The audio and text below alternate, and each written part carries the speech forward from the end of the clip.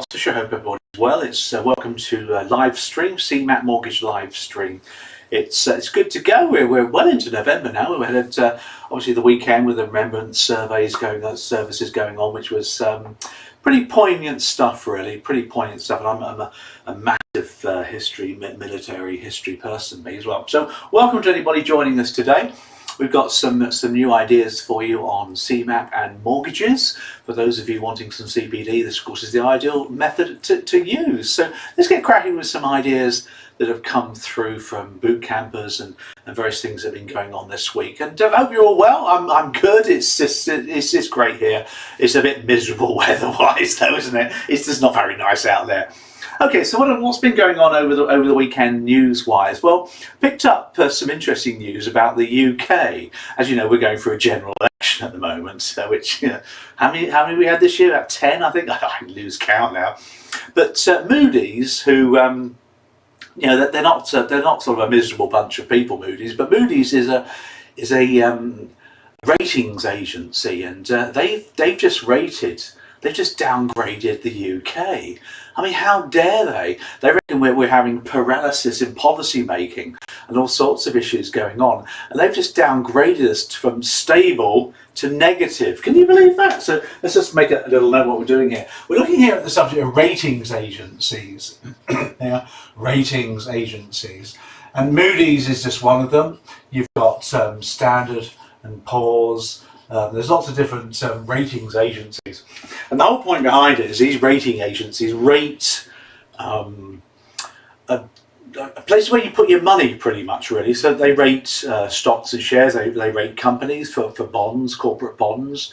They rate governments as well if they're going to be selling national bonds, like the government here, of course, in the UK sells UK gilts. And they've just downgraded us now, and we're now negative, which is not so good, really. Now, the history of this is not so good either, because ever since the referendum came in, they've been subtly downgrading us. We were a capital A2, which is not so good either, really, which makes you think about it. But the big problem we've got is that they reckon that the two main parties, Conservatives and Labour, have got these massive spending plans, which they have, because they want to obviously encourage the voters to vote for them. Labour's going to nationalise like 10% of UK industry. Where they're going to get their money from, I don't know, but they do, because they're going to borrow it. Now, they're going to borrow it, of course, using government gilts at the historically low interest rates that they are at the moment. I mean, they're sort of like just ridiculously low rates of interest at the moment on government gilts. So, you know, arguably they could borrow the money, and job done. There's talk about them printing money, a bit more quantitative easing, just to nationalise industries. Obviously, the issue here is that Moody's feel that the UK's prospects moving forward are not as good as they were. Because it's great borrowing money, but as long as you have a GDP growth at the same time, excuse me, a GDP growth at the same time, then of course you can borrow what you like. And there's always sort of a ratio connection there as well for you. So I'm just a bit amused by that, really. You know, we're leaving the European Union, we're doing all sorts of things in this country at the moment, and now we've just been downgraded. A lot of people know that. So the point really when it comes to CeMAP is that you need to look at bonds, government gilts, and corporate bonds, which are through companies. These are all graded by the ratings agency. So you need to remember that from your CeMAP 1. And obviously the lower the grade, the more risky the bond is, and hence the interest rate's higher, which is not such a good thing. But the UK's never had a problem selling its gilts around the world. Mortgage-backed securities are also graded using Standard Poor's and Moody's as well. So when a lender wants to package up their money and put it into an investment and sell the investment on to get some more money to lend, that's known as the mortgage-backed securities. You probably remember that from your CeMAP. What do you think of that? Oh, that was quite a nice way to use that one as well. Okay, last week I had the pleasure, if you like, of attending a meeting in London of some top mortgage people around the country, which was great. So we had like 20 odd people there, heads of lenders and heads of packagers and mortgage clubs, etc., all chatting away about the mortgage industry. And I wanted to share a couple of things with you that came out, really. And the most important one that came out is the equity release business idea. So we're talking about equity release. as you know, I really am banging the drum on this one, because this is a massive growth area. Now, the point about equity relief is, as we now call it, the later life market. And the biggest problem that we've got in the marketplace is it's very siloed. You've got different advisors giving different advice on different areas, and customers are not really getting full advice in all aspects, which is quite scary in a way. So, you know, we as an industry, we've got to look at that, sort that out, and we will sort that out, because a mortgage advisor should be qualified in all areas to give advice across the whole market. But I was picking up some new sort of ways of selling this product, because obviously the key one there is somebody's got a property, they release equity from it to fund their lifestyle, and they have a roll-up mortgage which doesn't get repaid over the years, and the interest gets accumulated and gets paid up on death or going into a care home. And that's fine, you know, that's the traditional way, isn't it? So somebody's already got a property, so there's your pile of bricks, they've got a property worth a load of money, and they release equity by taking money out of that, and then they spend it on what they want. Now that's a massive market area. But we were talking about retirement villages, and there was this chap from a retirement company called Inspired Villages, and he was doing a presentation on these new villages for the elderly, and they're fab. You know, they're like kind of like country clubs almost. You know, they've got gyms, they've got restaurants, they've got areas where they look after you, outside areas, obviously apartments where people live. And these are great things for people who are of the elderly generation to live. And they've got three mottos really. They talk about the physical, mental and social well-being of people. Obviously the physical well-being, the mental well-being and the social well-being of people in their elderly years. And the whole point is this village is a great place to live if you're, you know, in your 60s, 70s and you've retired. Whether you like it or not, it's up to you, but I thought they were really good, like living in a hotel. But the point is you buy them. You have to buy these apartments. And what we were talking about is that you could actually use equity release products such as a roll-up lifetime mortgage to actually buy a house, buy an apartment. Now, not a lot of people think about that. You know, somebody wants to buy a property, and yeah, they can buy it with cash, of course they can, but the whole point is you buy it with a large deposit, but you take out a small mortgage as well of 20% loan to value. So a small sort of lifetime mortgage, roll-up mortgage as well. So you've actually bought a place with a lifetime mortgage. Naturally, this mortgage will increase in value as the interest gets added, but hopefully the property price will go up as well. So I thought that was a really cool idea, don't you? A really clever thing, that as well. And you can think about that as well.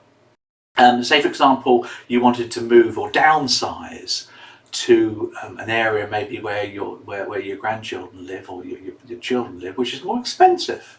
Now, a lot of people get into that situation, don't they? So they've got a property somewhere and they're able to sell that property and move into a smaller property elsewhere, but in a higher price area. So they might actually need a small mortgage to fund the purchase. So obviously in those situations, take out a lifetime mortgage, a rolled-up mortgage, to actually buy it. Now, it just turns the whole thing upside down. It does prove to you there's one thing, that we're not talking about equity release here, we're talking about the later life market, the later life lending market, or just lending in the later life areas. That's it when it comes to it. There's so many business opportunities, it's unbelievable.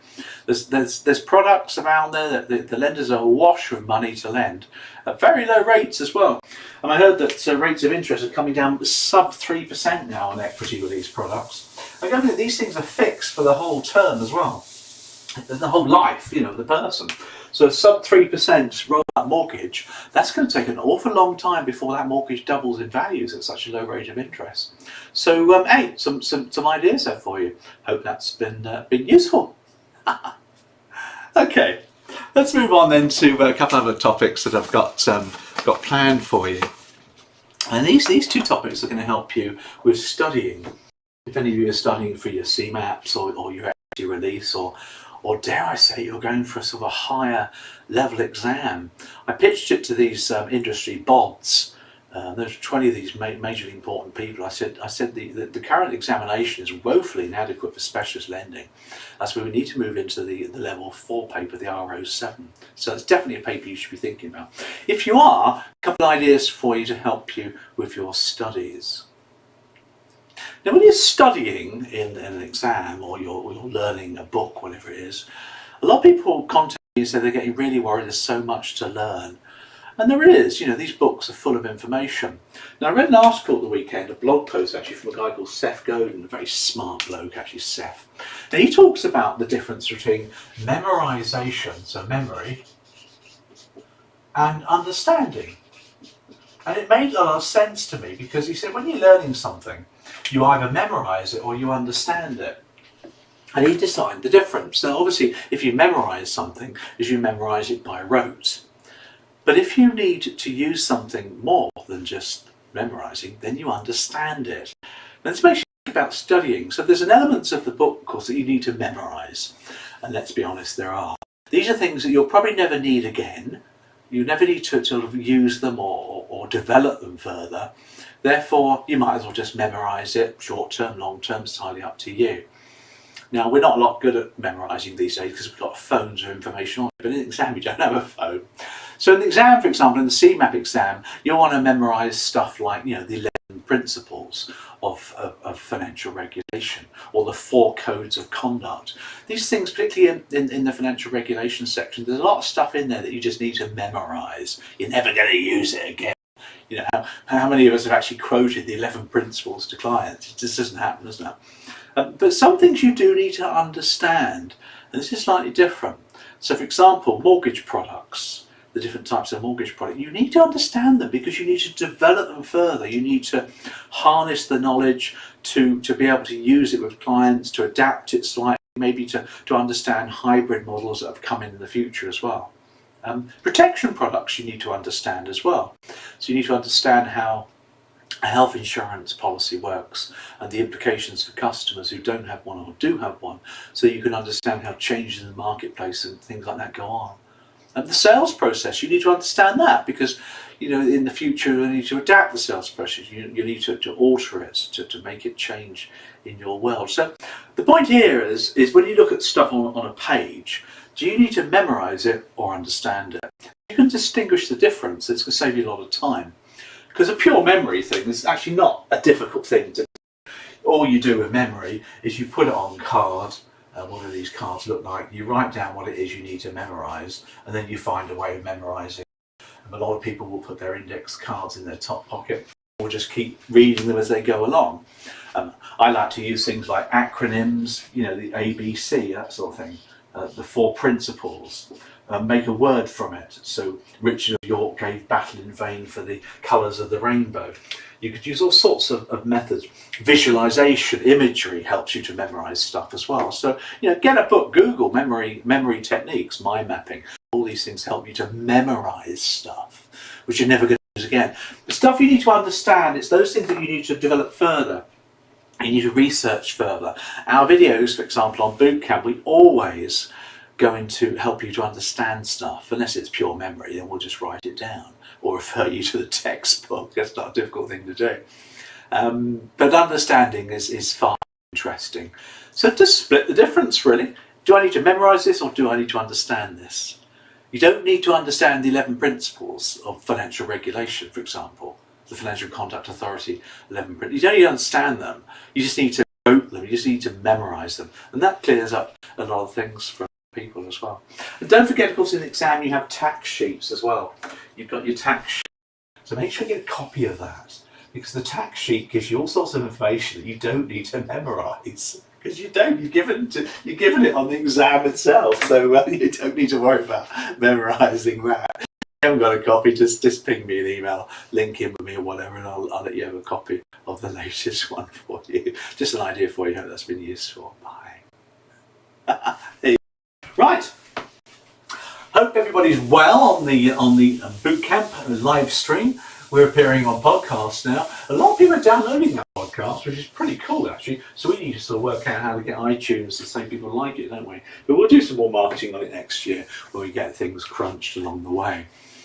What I want to do now is talk to you a bit more about learning and the Bootcamp and how it works. Because a lot of people ask me, questions. Hi Paul, I'm really busy. How do I maximise my learning on the Bootcamp? And the whole point behind the Bootcamp is that we're helping you to learn the material from CeMAP or Equity Release. Now, most people, of course, would have registered with the with the examination board. So I'm talking about the Bootcamp here. Most people would have registered with the board. We've got equity release and we've got CeMAP. And they would have been given their textbook. Now the textbooks vary according to the examination board. I mean, the CeMAP one is like 500 plus pages. That's an enormous thing. And the Institute just revamped their equity release book recently as well, thank goodness, because it's only 60 pages or 80 pages beforehand. So anyway, it's a big book, and technically it's a lot of stuff in there. A lot of people struggle with that. So if you're short with time, a lot of people therefore like to go for our bootcamp. So how does the bootcamp work really? Well, first of all, you get lesson structures. We break everything down into a structure. So each lesson pretty much covers a chapter or so of the textbook, and the equity release covers our own topics as well. And within each lesson, which can take an hour to 2 hours of time, you're given all sorts of information. So you're given a lesson. So the first thing you need to think about is I need sort of 90 to 120 minutes to do this. Which is a fair bit of time to automate yourself really. And the way the lesson works is as you go into it, you get videos to watch. And you can watch these videos at your heart's content and learn and understand them as well. We also give you audio. Now the audio is an important part of the whole thing because the audio summarises the textbook. We don't read it out, we don't sort of have a computer that reads it to you. We kind of summarise what's going on in that chapter. Because a lot of people like to read the page or the chapter in the book, and that's fine, I get that. And at the same time as they're reading the book, they like to watch the videos to sort of bring up a few areas. For those that don't like the book, you can listen to the audio, which summarises the book, talks about the book itself, which you can do before the videos or after the videos. That's entirely up to you how you wish to handle that. And that's the essence really of the bootcamp. We've got quite a lot of videos for each chapter or each lesson. We like to cover a lot of the material in the actual book itself, but there might be one or two bits that are not covered, and that's where the audio comes into its own.